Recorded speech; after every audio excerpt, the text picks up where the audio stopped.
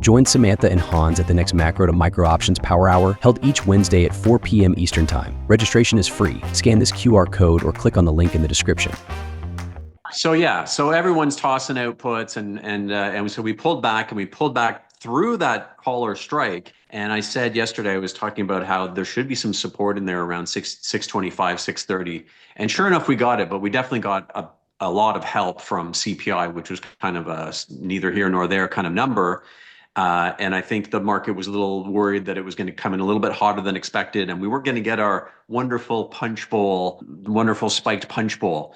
And so I think this kind of keeps the Fed on track, and I think it takes some of the volatility out of FOMC, right? So we can see that they're pricing in. Exactly, 96% chance it's a done deal. They're going to have a 25 basis point cut. And so now the market will have to worry about what they're going to do in January. But that next meeting is January 29th. There's so much time to push that off. So much time, exactly. A lot of data to come, even a little bit of data next week, and then FOMC. But at this point, it might be a foregone conclusion.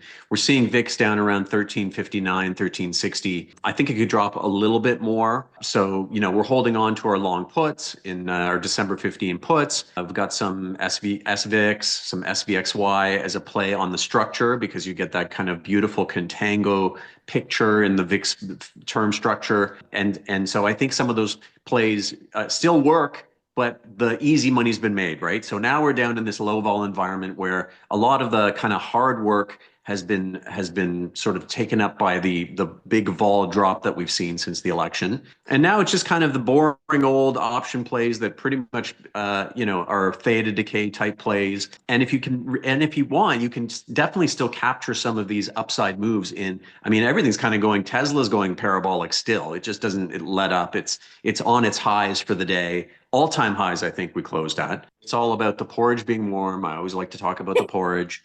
Everyone's going to think that's my favorite breakfast, but it is the market's favorite breakfast for sure, because we don't want things to get too extreme one way or another. And here we are, and the market's enjoying it. And I think that sets us up for potentially another run higher. I think we do have there's a lot of gamma, as we like to talk about in the options world, which is heavy duty positions between that 60.25 and 6,100 levels.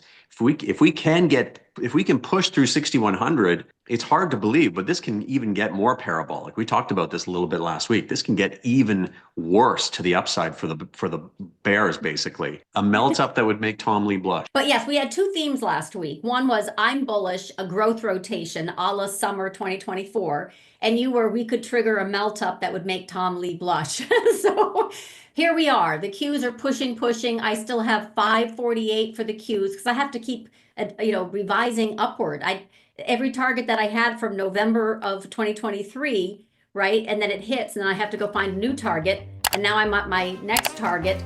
So 548 it is for the Qs. Join Samantha and Hans at the next Macro to Micro Options Power Hour, held each Wednesday at 4 p.m. Eastern Time. Registration is free. Scan this QR code or click on the link in the description. Watch the full Options Macro to Micro Power Hour episode by clicking on the video here, and subscribe to LaDucTrading YouTube channel for more content.